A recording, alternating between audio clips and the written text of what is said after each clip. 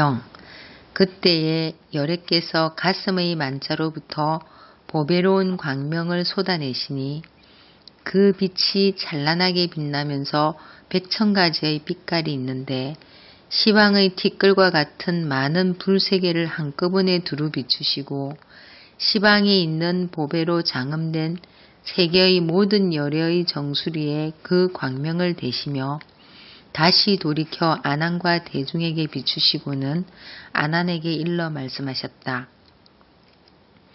내가 지금 너를 위하여 큰 정법의 깃발을 세워서 시방의 일체 중생으로 하여금 묘미밀하고 성품이 정명한 마음을 찾아서 청정안을 얻게 하리라.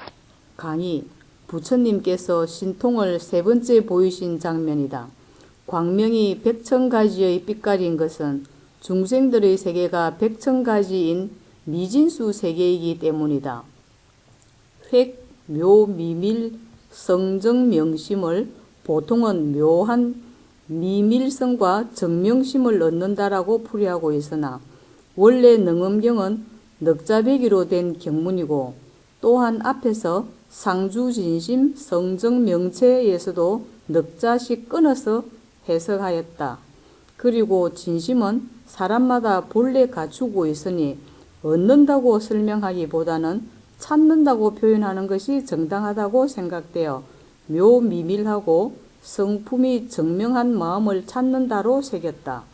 부처님이 처음에는 진심을 성정명체라 표현하시고 다시 명료심이라고 표현하시더니 다음에는 깨어있으며 능히 아는 마음, 즉 광료능지지심이라고 불렀다. 또 이 앞에는 즉 상심성 내지는 묘명심이라고 하시더니 여기서는 다시 묘미밀성정명심이라고 표현하신다. 모두가 진심의 특징인 공적과 영지를 의미하는 용어들이다.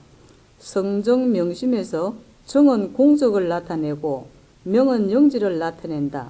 앞에 나온 단어들도 모두 이렇게 공적과 영지라는 두 가지 의미로 나누어서 음미해 볼 필요가 있다. 진심을 공적 영지라고 그래 표현을 하는 게 일반적인 공적 영지. 옛날에 중국의 선사들이 힘을 때문에 그러니까 공적한 것은 모습이 없다는 거예요. 영지라는 것은 작용이 실행스럽다. 그래서 공적 영지 두 가지 뜻만 가지면은 우리 마음, 진심의 특징을 분석하는데 잣대가 됩니다. 여기 신통이야기예요. 경에 110페이지. 그때 열애께서 가슴에 만자가 있다고 했어요. 만자는 이 만자가 색이 많아요. 만자는 있어죠. 네. 근데 또 다른 선은 거꾸로 이게 만자 이런 선도 있어요. 그런 게 진짜 안 봐서 모르지. 가슴에 만자가 있다. 그래서 빛이 난다. 자, 가슴 만자로 보배로운 강도를 쏟아내시니 그 빛이 청량하게 빛나면서 백천가지의 빛깔이 있는데 이거 부처님만 그랬지만 우리가 해야 돼서 요 빨간색이라고 우리가 볼 때는 빨간색이야. 만약에 우리하고 이 주파수가 다른 지심이 보면 이게 파란색일 수 있어요. 천상에 사는 사람들이 보면 이게 흰색일 수 있어요. 그러니까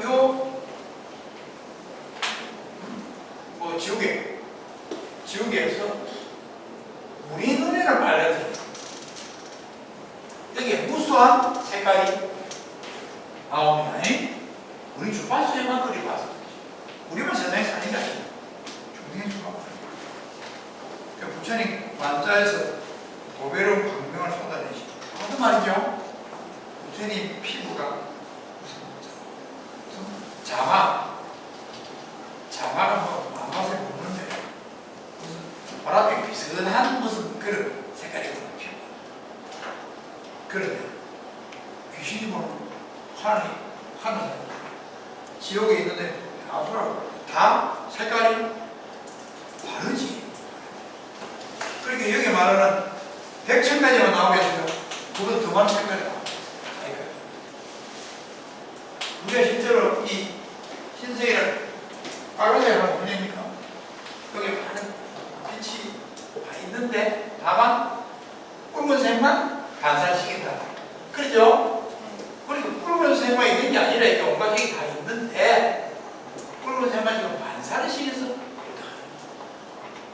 그러니까 일체만큼이 색깔이 다 100,000가지가 넘지요. 맞습니까?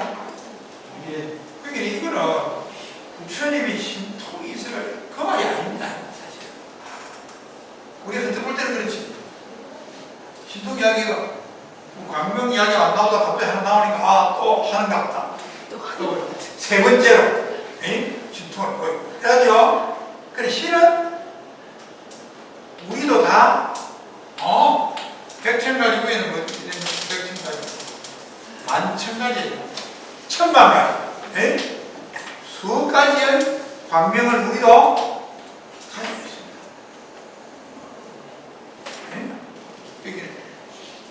이거는 그럼 묻지 않아요. 이거 말도 안 해놨잖아. 그렇죠? 그거는 이치로 알 수 있는 거죠. 뭐 전에 내가 어디서 그 장설봉이라고 부산에 도무사에 장설봉이라는 이 스님이 있어요. 장설봉. 장설봉 스님이 술을 너무 많이 먹어요. 저래서 미국 관흥 스님이라고 해서 관흥당에 관흥 스님이 삼처전심에 설법을 했어요. 부처님이 삼처전심 있죠? 뭐 제일 처음에 영산회상에서 꽃을 한번 들었고 여기 가슴이 웃었다 이랬죠? 그 다음에 또 다저탑변에서 자리를 앉았다가 가슴이 오니까 같이 앉자 자리를 다저가가 공부한다. 그 다음에 또 뭐 있습니까? 사라상수에서 곽시상부를 했다. 그러죠? 삼처전심 관흥선입니까? 설법했대요. 부처님 삼처전심이에요. 그래서 장설봉 스님이 여기 묻어버려. 와, 세 번밖에 안 했노? 응? 와, 세 번밖에 안 했노, 와. 그게 관흥당이, 관흥당은 저 김천 집지사게 되죠? 전도 안 있는가? 성이 절대 있는 거 같잖아. 관흥. 그 관흥이 답을 보냈어.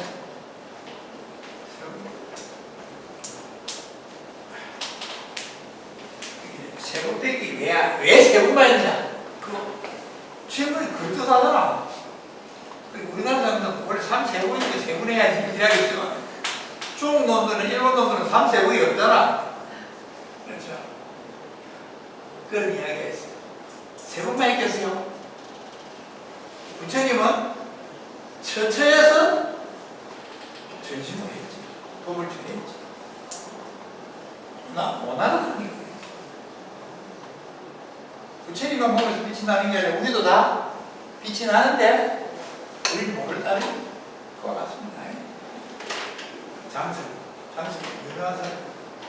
제 양반도 견성을 해서 해가 밝았지. 선문연송이라고 옛날부터 내려오는 화두를 모아놓은 책이 있어요. 선문연송은 이제 토를 달아야 풀고 옛날 사람들은 토만 달면은 한번 배운 사람은 그 해석을 해. 토만 달아주는 그런데 영송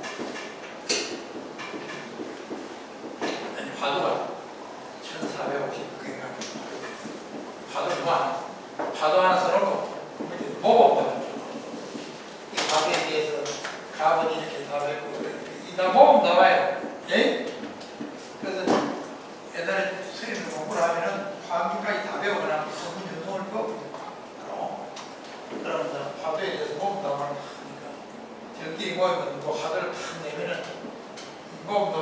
지가 이해하는 게 있죠. 그걸 탁 답을 하고 그래. 그 정도 견성 보내도 묻고 대답하고 합니다. 선분석을 하죠.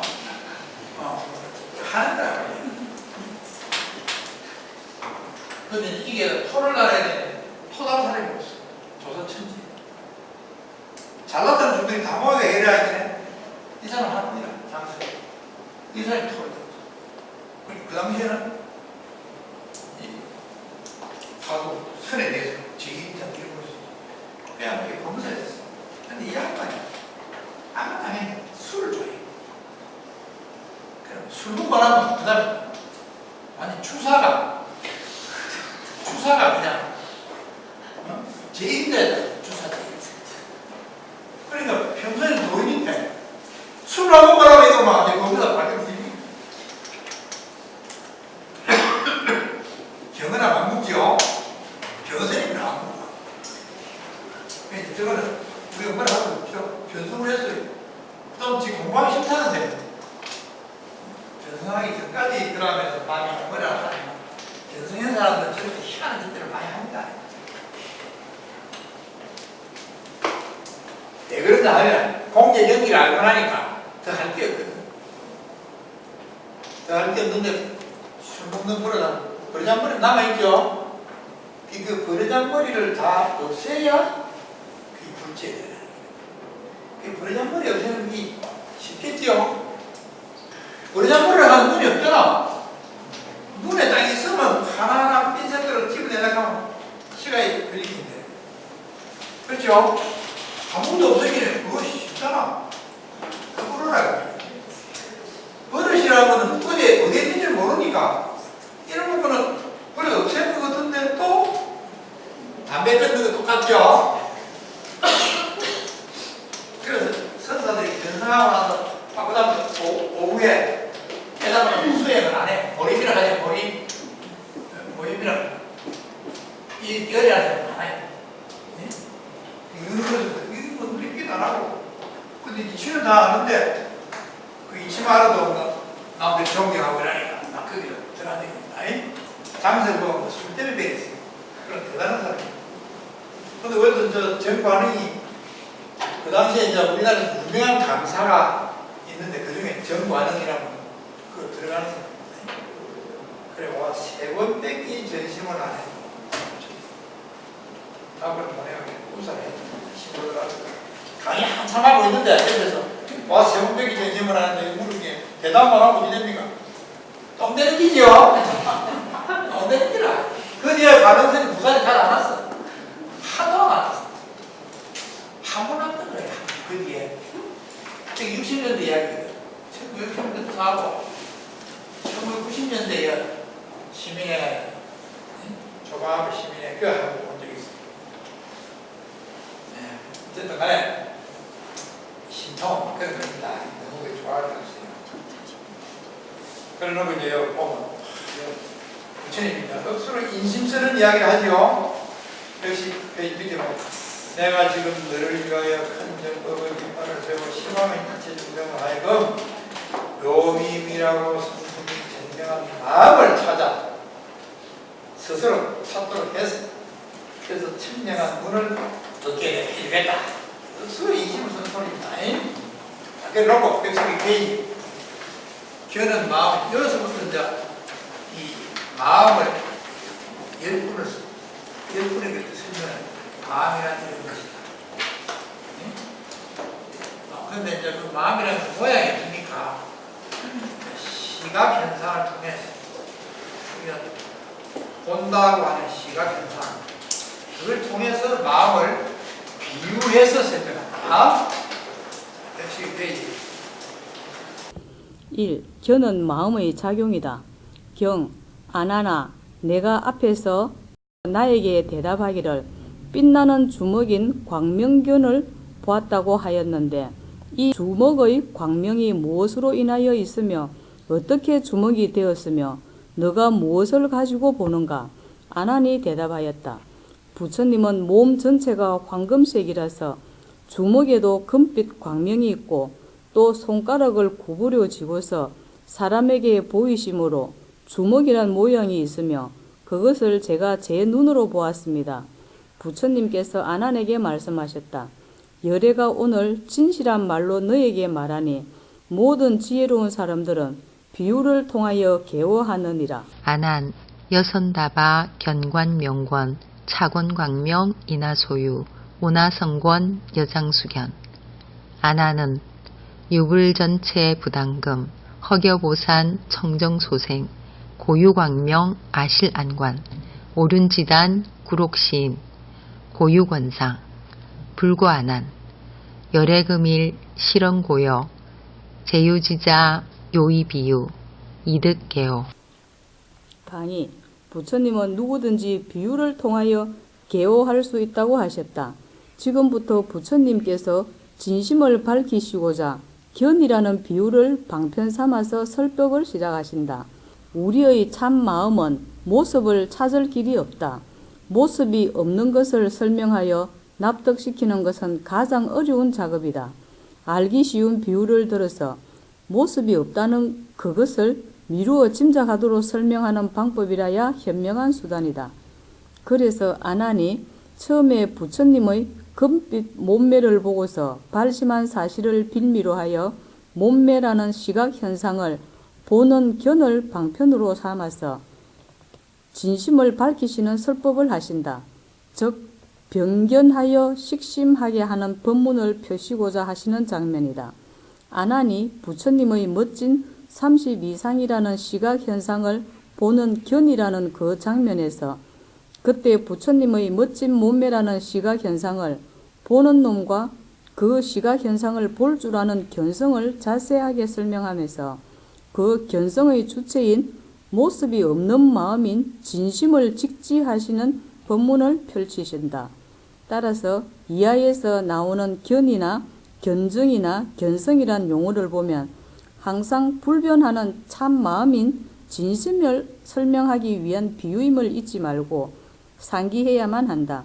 그렇게 알아듣는다면 그 사람은 정말 어려운 능엄경을 지혜롭게 이해할 수 있는 지혜를 갖춘 불자이니 어찌 일찍이 한 생에만 능엄경 공부를 한 사람이겠는가.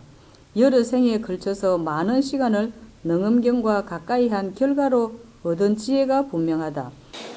요거는 여러분들이 여기서 능엄경 공부를 한다는 저 사실을 전생에 능엄경을 여러분 공부를 했어요. 안 그러면 저기 보이지 않아요. 그런 인연이 있어서 지금 공부를 하는 거예요. 그런데 능엄경에서는 여기 112페이지에 열애가 오늘 진실한 말로 너에게 말하니 그 주님은 맨날 참말도 하는데 특별히 또 진실한 말이라고까지 강조를 하거든. 여기는 아주 이미 신장한 기라. 뭐라고 하느냐. 모든 지혜로운 사람은 비유를 통하여 깨닫는 대화하는 그러니까 부처님 설법은 마치 나를 가르치는 손가락을 때려줘. 비유를 이야기하는 손가락을 통해서 달을 보라. 그러니까 비유를 통해서 주님이 진짜 하고자 하는 마음을 알아요. 요 이제 병견, 요 생명을 변자거든. 그게 견이라는 게 시각, 요새는 우리 시각 현상이라죠. 시각 현상을 잘 설명을 해가지고 그걸 통해서 마음을 알게 한다. 그러니까 문제는 마음을 설명하려고 하는 거예요. 이게 이제 마음 모양이 없습니다. 시각 현상이는 우리 맨날 눈만 뜨면 보는 거거든. 아침 눈 떠서 잘 때까지는 내보는 거니까. 그러니까 시각 현상을 설명하는 통해서 마음을 알게. 그래서 병견식심법문이라 이게 옛날부터 여자 이름을 붙입니다.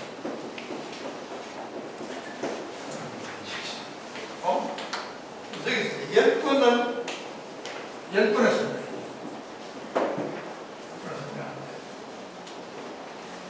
이렇게 설명하면 병견, 지시, 시각현상 잘 설명하면서 이것이 마음이다라고 이렇게 가르치는 변견 지신론이라고 똑같은 말이에요. 핵심은 내 시각인상 이야기가 나오는데 이걸 통해서